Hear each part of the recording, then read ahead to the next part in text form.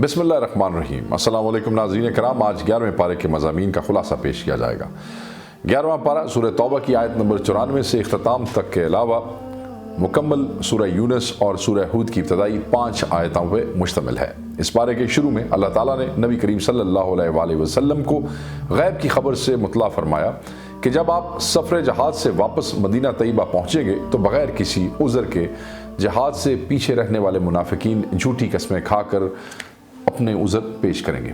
अल्लाह ताला ने फरमाया कि आप इनसे कह दें कि बहाने बनाने की ज़रूरत नहीं है, अल्लाह ताला ने हमें तुम्हारे हालात से मुतला फरमा दिया। ये वाक़या ग़ज़वा तबूक से पीछे रहने वालों का है। अल्लाह ताला ने फरमाया कि आप इनसे सिर्फ नज़र करें, ये नापाक लोग हैं और इनका ठिकाना जहन्नुम है। आयत नंबर 98 से अरब के देहाती लोगों के 2 तबकों का बयान हुआ। एक वो जो अल्लाह की राह में खर्च करने को तवान समझते हैं और मुसलमानों के बुरे दिन आने के मुंतज़र रहते हैं, और दूसरे वो लोग जो इसे अल्लाह ताला की रज़ा और नबी सल्लल्लाहु अलैहि वसल्लम की नेक दुआओं के हसूल का ज़रिया समझते हैं। आयत नंबर 100 में अल्लाह ताला ने ईमान लाने में पहल करने वाले मुहाजिरीन और अंसार और नेकी के साथ इनकी इत्बा करने वालों को अपनी रजामंदी की कतई सनद अता फरमाई और इनसे इनके लिए जन्नत की दायमी नेमतों की बशारत सुनाई। आयत नंबर 103 में फरमाया, ए रसूल सल्लल्लाहु अलैहि वसल्लम, मुसलमानों के मालदारों से ज़कात लीजिए ताकि इसके ज़रिए आप इन्हें पाक करें और इनका तज़किया करें। बेशक आप सल्लल्लाहु अलैहि वसल्लम की दुआ इनके लिए सकून का सबब है। आयत नंबर 107 में मस्जिद ज़र्रार का जिक्र है। मुनाफिकीन ने हजूर पाक सल्लल्लाहु अलैहि वसल्लम को इसमें नमाज पढ़ने की दावत दी, लेकिन अल्लाह ताला ने नबी करीम सल्लल्लाहु अलैहि वसल्लम को मना फरमाया और बताया कि ये मस्जिद मुसलमानों को ज़रर पहुँचाने, कुफर फैलाने, अहले ईमान के दरमियान तफरका पैदा करने, अल्लाह और इसके रसूल सल्लल्लाहु अलैहि वसल्लम से जंग करने वालों के लिए साजिशों का मरकज़ है। अल्लाह ताला ने नबी पाक सल्लल्लाहु अलैहि वसल्लम को वापसी के सफ़र में मस्जिद क़ुबा में क़याम का हुक्म दिया, जिसकी बुनियाद तक़वे पर रखी गई है और जिसमें अल्लाह के पसंदीदा बंदे नमाज पढ़ते हैं। मनफी मकासद के लिए बनाई हुई मस्जिद इसके बराबर नहीं हो सकती। इससे मालूम हुआ कि बाज़ औक़ात बज़ाहिर नेक काम अगर मनफी मकासद के लिए किया जाए तो अल्लाह के हाँ इसकी कबूलियत नहीं मिल सकती। आयत नंबर 111 में फरमाया कि अहले ईमान ने अपनी जान व माल को अल्लाह को फ़रोख्त कर दिया है, अल्लाह ताला ने इन्हें जन्नत की नेमत अता फरमाएगा। आयत नंबर 112 में अहले ईमान की सिफ़ात बयान हुई है। आयत नंबर 118 में ग़ज़वा तबूक से पीछे रह जाने वाले 3 सहाबा काब बिन मालिक, हिलाल बिन उमैया और मरारा बिन रबी रज़ी ताला अन्हुम का बयान है। आयत नंबर 122 में बयान किया कि सारे मुसलमान अपने सारे मखाजिल को छोड़कर अपने आप को दीन के लिए वक्फ नहीं कर सकते, बस ज़रूरी है कि हर इलाके और तबका ज़िंदगी में से कुछ लोग दीन की राह में निकल खड़े हों और दीन में महारत हासिल करें ताकि वो अपनी कौम को अल्लाह के अज़ाब से डराएँ। यानी ये पूरे मुआशरे पर फ़र्ज़ किफ़ाया है। आयत नंबर 124 में अल्लाह ताला ने फरमाया कि वही नाजिल होने से मुखलिस मोमिनों के ईमान को तक़वियत मिलती है और मुनाफिकीन और मुनकरीन के कुफर और निफाक की बीमारी में इजाफा होता है। नाज़रीन, इसी के साथ ही सूरह तौबा का खुलासा मुकम्मल हुआ। अब हम अगली सूरह यूनुस के मज़ामीन का खुलासा बयान करेंगे। सूरह यूनुस की आयत नंबर 5 में बताया कि अल्लाह ताला ने सूरज को रोशनी देने वाला बनाया और चाँद को रोशन बनाया और इसकी मंजिलें मुकर्रर की ताकि बरसों का हिसाब हो सके। आयत नंबर 11 में बताया कि लोग दुनिया के मुफादात तलब करने में जितनी जल्दी करते हैं, अगर अल्लाह ताला इनकी बदअमालियों की सज़ा में इतनी ही जल्दी फरमाए तो इनकी मौत जल्द आ जाए, लेकिन इन्हें मोहलत दी जाती है। आयत नंबर 15 में बताया कि मुनकरीन आखिरत के सामने जब आयात कुरानी की तलावत की जाती है तो वो कहते हैं आप इसके अलावा कोई और कुरान ले आएँ या इसको तब्दील कर दें। तो अल्लाह ताला ने फरमाया, ए रसूल अल्लाह सल्लल्लाहु अलैहि वसल्लम, आप इनसे कह दें कि मुझे अपनी जानिब से इसमें तब्दीली का कोई इख्तियार नहीं है, मैं तो सिर्फ वही रब्बानी की पैरवी करता हूँ। आयत नंबर 18 में फरमाया कि मुशरिक अल्लाह को छोड़कर ऐसे बातिल माबूदों को पूजते हैं जो इन्हें नफ़ा नुकसान पहुँचाने की طاقت نہیں رکھتے اور وہ کہتے ہیں کہ یہ اللہ کے پاس ہماری سفارش کرنے والے ہیں۔ آیت نمبر 22 میں اللہ تعالیٰ نے اپنی مختلف نعمتوں کا ذکر فرمایا۔ آیت نمبر 26 میں بتایا کہ قیامت کے روز نیک اعمال کرنے والوں کو بہترین جزا ملے گی اور برائی کا ارتکاب کرنے والوں کے چہرے سیاہ ہوں گے۔ آیت نمبر 57 میں قرآن مجید کی شان بیان کرتے ہوئے فرمایا کہ تمہارے پاس تمہارے رب کی جانب سے ایک عظیم نصیحت آئی ہے جو دلوں کی بیماریوں کے لیے شفا ہے اور مومنوں کے لیے ہدایت اور رحمت ہے۔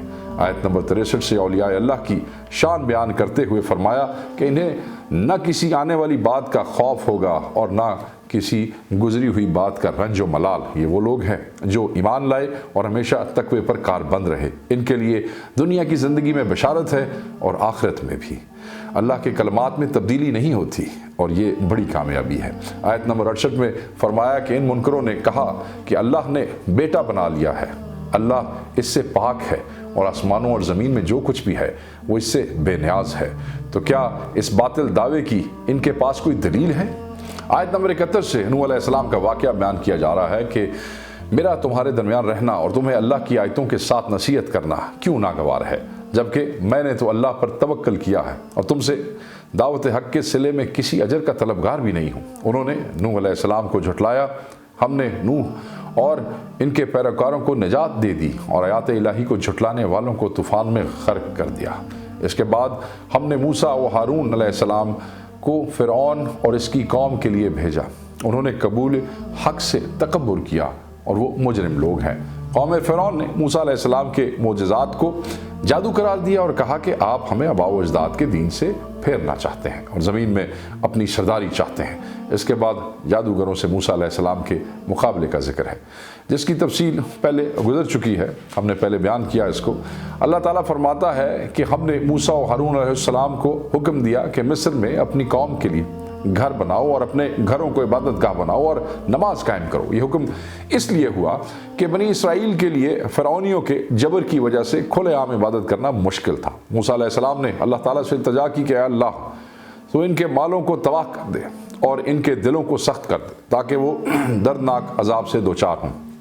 اللہ تعالیٰ نے موسیٰ علیہ السلام سے فرمایا کہ میں نے تمہاری دعا قبول کر لی ہے، آپ دونوں ثابت قدم رہیں اور جاہلوں کی پیروی نہ کریں۔ آیت نمبر 90 میں بیان کیا گیا ہے کہ ہم نے بنی اسرائیل کو سلامتی کے ساتھ سمندر پار کرا دیا اور فرعون اور اس کا لشکر عداوت اور سرکشی میں ان کے تعاقب میں آئے، یہاں تک کہ جب سمندر میں غرق ہونے لگے تو فرعون نے کہا میں اس بستی پر ایمان لایا جس پر بنی اسرائیل ایمان لائے اور جس کے سوا کوئی بھی مستحق عبادت نہیں، اور میں مسلمان ہوں اور مسلمانوں میں سے ہوں۔ اللہ تعالیٰ نے فرعون کو فرمایا کہ آج ہم تیرے بے جان جسم کو بچا لیں گے تاکہ بعد میں تم آنے والوں کے لیے نشان عبرت بنے رہو۔ قرآن کا یہ معجزہ آج بھی سچا ہے کہ مصر کے فرعون کی خنود شدہ جسم آج بھی موجود ہے۔ آیت نمبر 96 میں اللہ تعالیٰ فرماتا ہے کہ جن پر اللہ کے عذاب کا فیصلہ صادر ہو چکا ہو وہ ایمان سے محروم رہتے ہیں خواہ ان کے پاس ساری نشانیاں آ جائیں۔ آیت نمبر 104 میں اللہ تعالیٰ نے نبی صلی اللہ علیہ وآلہ وسلم سے فرمایا اے نبی صلی اللہ علیہ وآلہ وسلم کہہ دو کہ لوگو اگر تم ابھی تک میرے دین کے متعلق کسی شک میں ہو تو سن لو کہ تم اللہ کے سوا جن کی بندگی کرتے ہو میں ان کی بندگی نہیں کرتا بلکہ صرف اسی خدا کی بندگی کرتا ہوں جس کے قبضے میں تمہاری موت ہے۔ مجھے حکم دیا ہے کہ میں ایمان لانے والوں میں سے ہوں۔ اللہ تعالیٰ نے فرمایا کہ اللہ کے سوا کسی ایسے باطل معبود کی عبادت نہ کرو جو تمہارے نفع و نقصان پر قادر نہ ہو، اگر بالفرض آپ نے ایسا کیا تو آپ ظالموں میں سے ہو جائیں گے۔ آیت نمبر 107 سے فرمایا کہ ہر چیز اللہ کی قدرت و اختیار میں ہے، اگر وہ کسی کو تکلیف پہنچانا چاہے تو کوئی بچانے والا نہیں، اور اگر وہ کسی کے ساتھ بھلائی کا ارادہ کرے تو کوئی اس کے فضل کی راہ میں حائل نہیں ہو سکتا۔ وہ اپنے بندوں میں سے جس کو چاہتا ہے اپنے فضل سے نوازتا ہے اور وہ بہت بخشنے والا مہربان ہے۔ ناظرین اسی کے ساتھ 11ویں پارے کا خلاصہ مکمل ہوا۔ انشاءاللہ کل 12ویں پارے کے خلاصے کے ساتھ ملاقات ہوگی، تب تک کے لیے اجازت دیجیے گا۔ اللہ حافظ۔